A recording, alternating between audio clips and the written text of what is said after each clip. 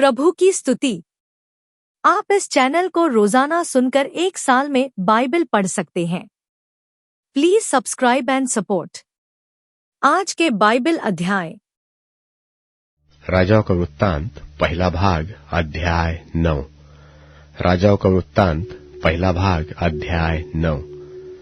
जब सुलेमान यहोवा के भवन और राजभवन को बना चुका और जो कुछ उसने करना चाहा था उसे कर चुका, तब यहोवा ने जैसे गिबोन में उसको दर्शन दिया था वैसे ही दूसरी बार भी उसे दर्शन दिया।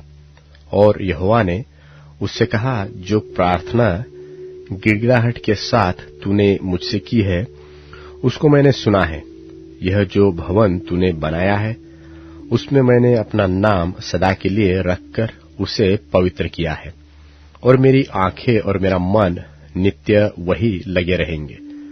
और यदि तू अपने पिता दाऊद की नाई मन की खराई और सिधाई से अपने को मेरे सामने जानकर चलता रहे और मेरी सब आज्ञाओं के अनुसार किया करे और मेरी विधियों और नियमों को मानता रहे, तो मैं तेरा राज्य इसराइल के ऊपर सदा के लिए स्थिर करूंगा, जैसे कि मैंने तेरे पिता दाऊद को वचन दिया था कि तेरे कुल में इसराइल की गद्दी पर विराजने वाले सदा बने रहेंगे।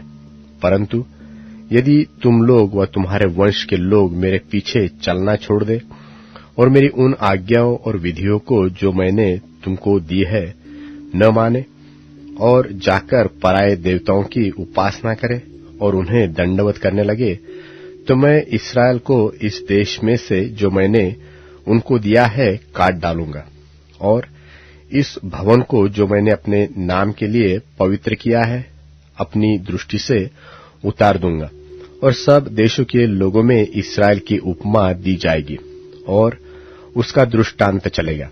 और यह भवन जो ऊंचे पर रहेगा, तो जो कोई इसके पास होकर चलेगा वह चकित होगा और ताली बजाएगा, और वे पूछेंगे कि यहोवा ने इस देश और इस भवन के साथ क्यों ऐसा किया है। तब लोग कहेंगे कि उन्होंने अपने परमेश्वर यहोवा को, जो उनके पुरखाओं को मिस्र देश से निकाल लाया था, तजकर पराये देवताओं को पकड़ लिया और उनको दंडवत की और उनकी उपासना की। इस कारण यहोवा ने यह सब विपत्ति उन पर डाल दी। सुलेमान को तो यहोवा के भवन और राजभवन दोनों के बनाने में 20 वर्ष लग गए।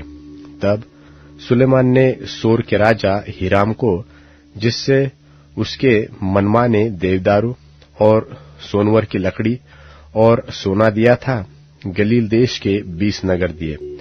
जब हीराम ने सोर से जाकर उन नगरों को देखा जो सुलेमान ने उसको दिए थे, तब वे उसको अच्छे न लगे। तब उसने कहा, हे मेरे भाई, ये नगर क्या तूने मुझे दिए हैं? और उसने उनका नाम कबूल देश रखा, और यही नाम आज के दिन तक पड़ा है। फिर हीराम ने राजा के पास 60 किक्कार सोना भेज दिया। राजा सुलेमान ने लोगों को जो बेगारी में रखा, इसका प्रयोजन यह था कि यहोवा का और अपना भवन बनवाए। मिल्लो और यरूशलेम शहर की शहरपनाह और हासोर, मगिद्दो और गेजेर नगरों को दृढ़ करे। गेजेर पर तो मिस्र के राजा फिरौन ने चढ़ाई करके उसे ले लिया था और आग लगाकर फूंक दिया, और उस नगर में रहने वाले कनानियों को मार डालकर उसे अपनी बेटी सुलेमान की रानी का निज भाग करके दिया था। सो सुलेमान ने गेजेर और नीचे वाले बथोरेन, बालात और तामार को, जो जंगल में है, दृढ़ किया। ये तो देश में है। फिर सुलेमान ने जितने भंडार के नगर थे और उसके रथों और सवारों के नगर, उनको वरन जो कुछ सुलेमान ने यरूशलेम, लबानोन और अपने राज्य के सब देशों में बनाना चाहा, उन सबको उसने दृढ़ किया। एमोरी, हित्ती, परिज्जी, हिव्वी और यबूसी जो रह गए थे, जो इसराइल में के न थे, उनके वंश जो उनके बाद देश में रह गए और उनको इसराइली सत्यानाश न कर सके, उनको तो सुलेमान ने दास करके बेगारे में रखा और आज तक उनकी वही दशा है। परंतु इस्राएलियों में से सुलेमान ने किसी को दास न बनाया। वे तो योद्धा और उसके कर्मचारी, उसके हकीम, उसके सरदार और उसके रथों और सवारों के प्रधान हुए। जो मुख्य हाकिम सुलेमान के कामों के ऊपर ठहर के काम करने वालों पर प्रभुता करते थे, वे 550 थे। जब फिरौन की बेटी दाऊदपुर में से अपने भवन को आई जो उसने उसके लिए बनवाया था, तब उसने मिल्लो को बनवाया और सुलेमान उस वेदी पर जो उसने यहोवा के लिए बनवाई थी, प्रतिवर्ष ये 3 बार होमबलि और मेलबलि चढ़ाया करता था और साथ ही उस वेदी पर जो यहोवा के सन्मुख थी धूप जलाया करता था। इस प्रकार उसने उस भवन को तैयार कर लिया। सुलेमान की धन संपत्ति और व्यापार और शिबा के रानी का आना। फिर राजा सुलेमान ने एस्योन गेबेर में जो एदोम देश के लाल समुद्र के तीर एलोत के पास है जहाज बनवाए और जहाजों में हिराम ने अपने अधिकार के मल्लाहों को जो समुद्र से जानकारी रखते थे सुलेमान के सेवकों के संग भेज दिया। उन्होंने ओपोर को जाकर वहां से 420 किक्कार सोना राजा सुलेमान को लाकर दिया। राजाओं का वृत्तांत पहला भाग अध्याय 10। राजाओं का वृत्तांत पहला भाग अध्याय 10। जब शिबा की रानी ने यहोवा के नाम के विषय सुलेमान की कीर्ति सुनी, तब वह कठिन कठिन प्रश्नों से उसकी परीक्षा करने को चल पड़ी। वह तो बहुत भारी दल और मसालों और बहुत सोने और मणि से लदे हुए ऊंट साथ लिए हुए यरूशलेम को आई और सुलेमान के पास पहुंचकर अपने मन की सब बातों के विषय में उससे बातें करने लगी। सुलेमान ने उसके सब प्रश्नों का उत्तर दिया। कोई बात राजा की बुद्धि से ऐसी बाहर न रही कि वह उसको न बता सका। जब शिबा की रानी ने सुलेमान की सब बुद्धिमानी और उसका बनाया हुआ भवन और उसकी मेज पर का भोजन देखा और उसके कर्मचारी किस रीति बैठते और उसके टहलुए किस रीति खड़े रहते और कैसे कैसे कपड़े पहनते रहते हैं और उनके पिलाने वाले कैसे हैं और वह कैसी चढ़ाई है जिससे वह यहोवा के भवन को जाया करता है, यह सब जब उसने देखा तब वह चकित हो गई। तब उसने राजा से कहा, तेरे कामों और बुद्धिमानी की जो कीर्ति मैंने अपने देश में सुनी थी वह सच्ची है, परंतु जब तक मैंने आप ही आकर अपनी आंखों से यह न देखा तब तक मैंने उन बातों की प्रतीति न की, परंतु इसका आधा भी मुझे न बताया गया था। तेरी बुद्धिमानी और कल्याण उस कीर्ति से भी बढ़कर है जो मैंने सुनी थी। धन्य है तेरे जन, धन्य है तेरे ये सेवक जो नित्य तेरे सन्मुख उपस्थित रहकर तेरी बुद्धि की बातें सुनते हैं। धन्य है तेरा परमेश्वर यहोवा जो तुझसे ऐसा प्रसन्न हुआ कि तुझे इस्राएल की राजगद्दी पर विराजमान किया। यहोवा इस्राएल से सदा प्रेम रखता है, इस कारण उसने तुझे न्याय और धर्म करने को राजा बना दिया है। और उसने राजा को 120 किक्कार सोना, बहुत सा सुगंधित द्रव्य और मणि दिया। जितना सुगंधी द्रव्य शिबा की रानी ने राजा सुलेमान को दिया उतना फिर कभी नहीं आया। फिर हीराम के जहाज भी जो ओपीर से सोना लाते थे वह बहुत सी चंदन की लकड़ी और मणि भी लाए और राजा ने चंदन की लकड़ी से यहोवा के भवन और राजभवन के लिए चंगले और गवैयों के लिए वीणा और सारंगियां बनवाई। ऐसी चंदन की लकड़ी आज तक फिर नहीं आई और न दिखाई पड़ी है। और शिबा की रानी ने जो कुछ चाहा वही राजा सुलेमान ने उसकी इच्छा के अनुसार उसको दिया। फिर राजा सुलेमान ने उसको अपनी उदारता से बहुत कुछ दिया। तब वह अपने जनों समेत अपने देश को लौट गई। जो सोना प्रतिवर्ष सुलेमान के पास पहुंचता था। उसका तौल 666 किक्कार था। इससे अधिक सौदागरों से और व्यापारियों के लेनदेन से और दोगली जातियों के सब राजाओं और अपने देश के गवर्नरों से भी बहुत कुछ मिलता था। और राजा सुलेमान ने सोना गढ़वाकर 200 बड़ी बड़ी ढालें बनवाई। एक एक ढाल में 600 शेकेल सोना लगा। फिर उसने सोना गढ़वाकर 300 छोटी ढालें भी बनवाई। एक एक छोटी ढाल में 3 माने सोना लगा। और राजा ने उनको लबानोनी वन नाम भवन में रख दिया। और राजा ने हाथीदांत का एक बड़ा सिंहासन बनवाया और उत्तम कुंदन से मढ़वाया। उस सिंहासन में 6 सीढ़ियां थी और सिंहासन का सिरहाना पिछाड़ी की ओर गोल था और बैठने के स्थान की दोनों अलंग टेक लगी थी और दोनों टेकों के पास एक एक सिंह खड़ा हुआ बना था। और 6 सीढ़ियों की दोनों अलंग एक एक सिंह खड़ा हुआ बना था। कुल 12 हुए।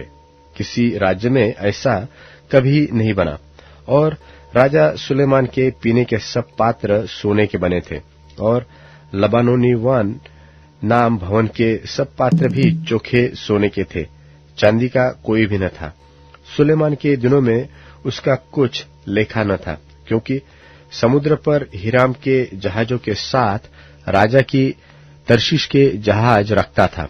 और 3-3 वर्ष पर तर्शीश के जहाज सोना, चांदी, हाथीदांत, बंदर और मयूर ले आते थे। इस प्रकार राजा सुलेमान धन और बुद्धि में पृथ्वी के सब राजाओं से बढ़कर हो गया। और समस्त पृथ्वी के लोग उसकी बुद्धि की बातें सुनने को, जो परमेश्वर ने उसके मन में उत्पन्न की थी, सुलेमान का दर्शन पाना चाहते थे। और वे प्रतिवर्ष अपनी अपनी भेंट अर्थात चांदी और सोने के पात्र, वस्त्र, शस्त्र, सुगंध द्रव्य, घोड़े, खच्चर ले आते थे।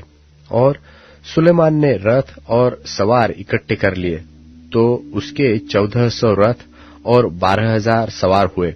और उनको उसने रथों के नगरों में और यरूशलेम में राजा के पास ठहरा रखा। और राजा ने बहुतायत के कारण यरूशलेम में चांदी को तो ऐसा कर दिया जैसे पत्थर और देवदारू को जैसे नीचे के देश के गुलर। और जो घोड़े सुलेमान रखता था वे मिस्र से आते थे और राजा के व्यापारी उन्हें झुंड झुंड करके ठहराए हुए दाम पर लिया करते थे। एक रथ तो 600 शेकेल चांदी पर और एक घोड़ा 150 शेकेल पर मिस्र से आता था। और इसी दाम पर वे हित्तियों और अराम के सब राजाओं के लिए भी व्यापारियों के द्वारा आते थे।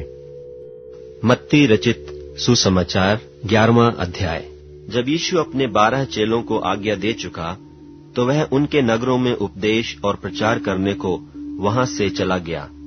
यूहन्ना ने बंदी गृह में मसीह के कामों का समाचार सुनकर अपने चेलों को उससे यह पूछने भेजा कि क्या आने वाला तू ही है या हम दूसरे की बाट जो हैं?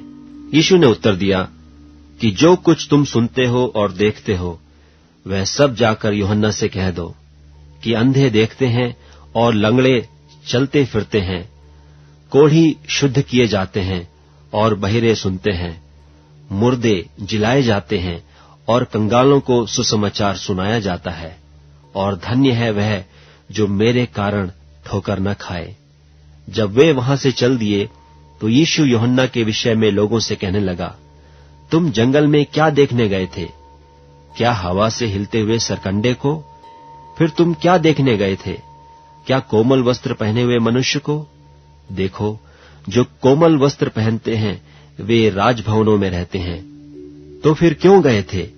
क्या किसी भविष्यद्वक्ता को देखने को? हाँ, मैं तुमसे कहता हूं, वरन भविष्यद्वक्ता से भी बड़े को। यह वही है जिसके विषय में लिखा है कि देख, मैं अपने दूत को तेरे आगे भेजता हूं, जो तेरे आगे तेरा मार्ग तैयार करेगा। मैं तुमसे सच कहता हूं कि जो स्त्रियों से जन्मे हैं उनमें से यूहन्ना बपतिस्मा देने वाले से कोई बड़ा नहीं हुआ, पर जो स्वर्ग के राज में छोटे से छोटा है वह उससे बड़ा है। यूहन्ना बपतिस्मा देने वाले के दिनों से अब तक स्वर्ग के राज्य पर जोर होता रहा है और बलवान उसे छीन लेते हैं। यूहन्ना तक सारे भविष्यद्वक्ता और व्यवस्था भविष्यवाणी करते रहे, और चाहो तो मानो एलिया जो आने वाला था वह यही है। जिसके सुनने के कान हो वह सुन ले। मैं इस समय के लोगों की उपमा किससे दूं? वे उन बालकों के समान हैं जो बाजारों में बैठे हुए एक दूसरे से पुकार कर कहते हैं कि हमने तुम्हारे लिए बांसुरी बजाई और तुम न नाचे, हमने विलाप किया और तुमने छाती नहीं पीटी।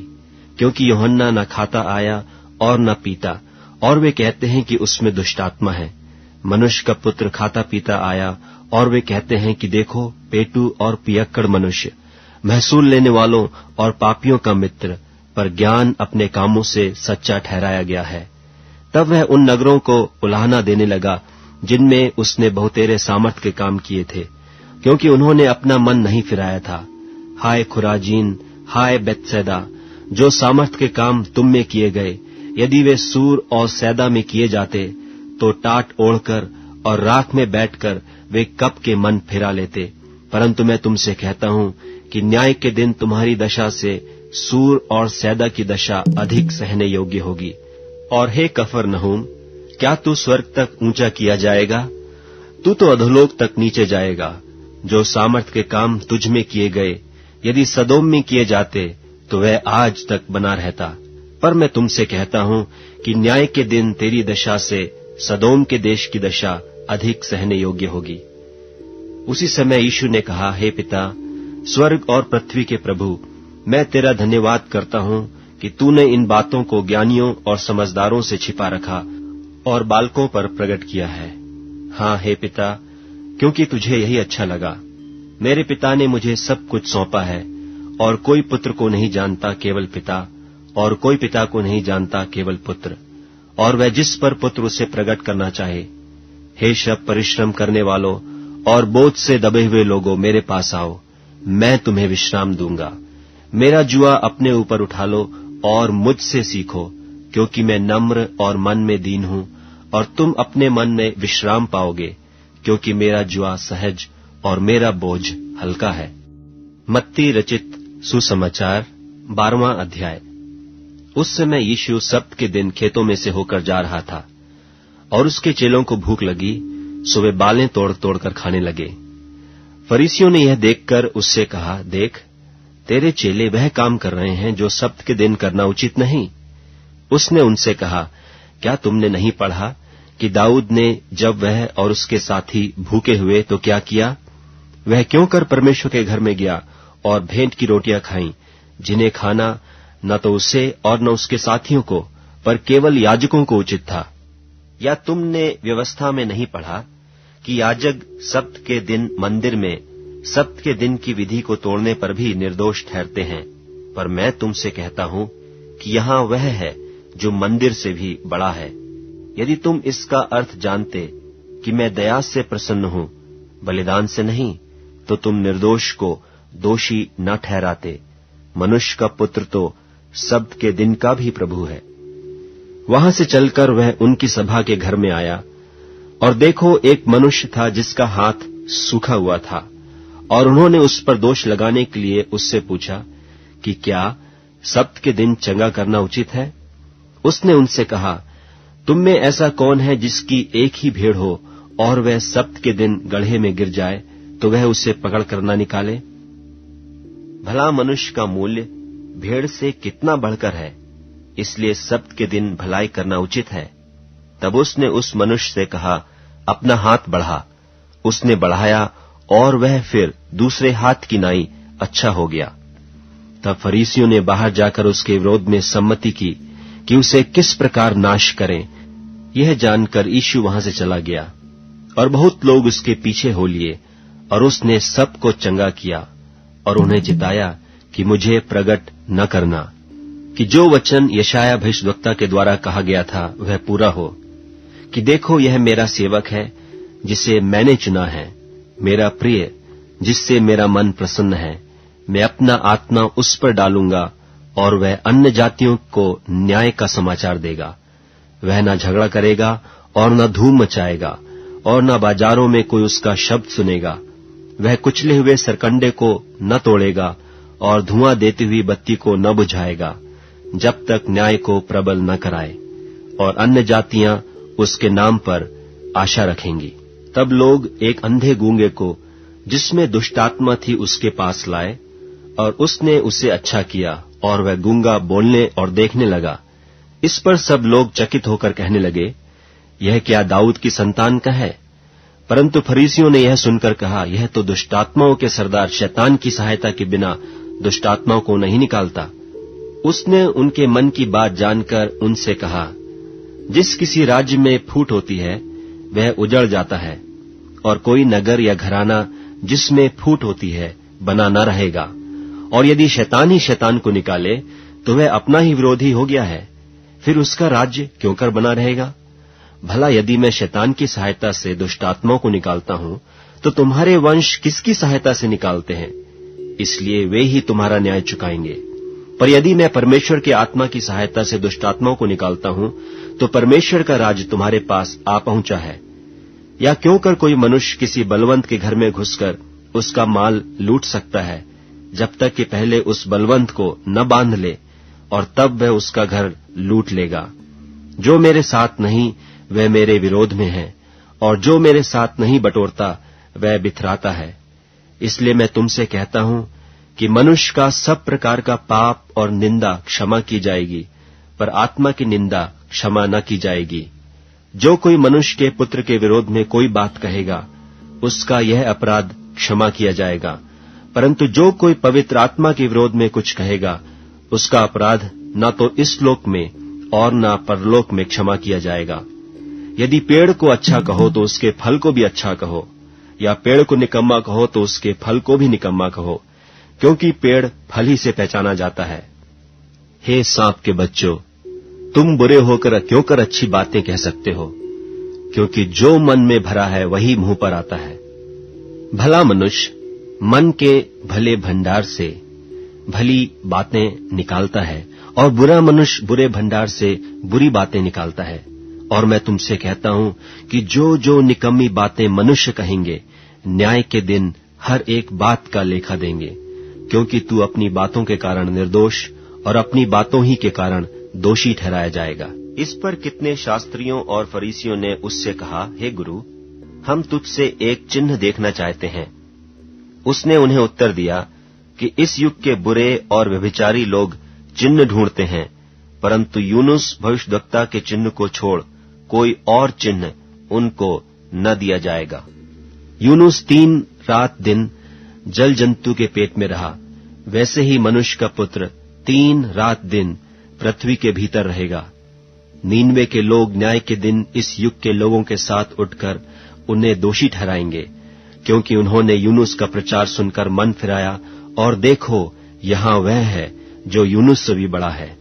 दक्षिण की रानी न्याय के दिन इस युग के लोगों के साथ उठकर उन्हें दोषी ठहराएगी, क्योंकि वह सुलेमान का ज्ञान सुनने के लिए पृथ्वी की छोर से आई, और देखो यहां वह है जो सुलेमान से भी बड़ा है। जब अशुद्ध आत्मा मनुष्य में से निकल जाती है, तो वह सूखी जगहों में विश्राम ढूंढती फिरती है और पाती नहीं। तब कहती है कि मैं अपने उसी घर में जहां से निकली थी लौट जाऊंगी, और आकर उसे सूना, झाड़ा बुहारा और सजा सजाया पाती है। तब वह आकर अपने से और बुरी 7 आत्माओं को अपने साथ ले आती है, और वे उसमें बैठकर वहां वास करती हैं, और उस मनुष्य की पिछली दशा पहले से भी बुरी हो जाती है। इस युग के बुरे लोगों की दशा भी ऐसी ही होगी। जब वह भीड़ से बातें कर ही रहा था, तो देखो उसकी माता और भाई बाहर खड़े थे और उससे बातें करना चाहते थे। किसी ने उससे कहा, देख, तेरी माता और तेरे भाई बाहर खड़े हैं और तुझसे बातें करना चाहते हैं। यह सुन उसने कहने वाले को उत्तर दिया, कौन है मेरी माता और कौन है मेरे भाई? और अपने चेलों की ओर अपना हाथ बढ़ाकर कहा, देखो मेरी माता और मेरे भाई ये हैं, क्योंकि जो कोई मेरे स्वर्गीय पिता की इच्छा पर चले वही मेरा भाई और बहन और माता है। भजन संहिता अध्याय 150। भजन संहिता अध्याय 150। यह की स्तुति करो। परमेश्वर के पवित्र स्थान में उसकी स्तुति करो। उसकी सामर्थ्य से भरे हुए आकाश मंडल में उसकी स्तुति करो। उसके पराक्रमों के कामों के कारण उसकी स्तुति करो। उसकी अत्यंत बढ़ाई के अनुसार उसकी स्तुति करो। नरसिंगा फूंकते हुए उसकी स्तुति करो। सारंगी और बीना बजाते हुए उसकी स्तुति करो। डब बजाते और नाचते हुए उसकी स्तुति करो। तार वाले बाजे और बांसुली बजाते हुए उसकी स्तुति करो। ऊंचे शब्द वाली झांझ बजाते हुए उसकी स्तुति करो। आनंद के महाशब्द वाली झांझ बजाते हुए उसकी स्तुति करो। जितने प्राणी हैं सब के सब यह की स्तुति करे, यह की स्तुति करो। अब Amazon music, tune in, Spotify और YouTube म्यूजिक में उपलब्ध है। Please follow it.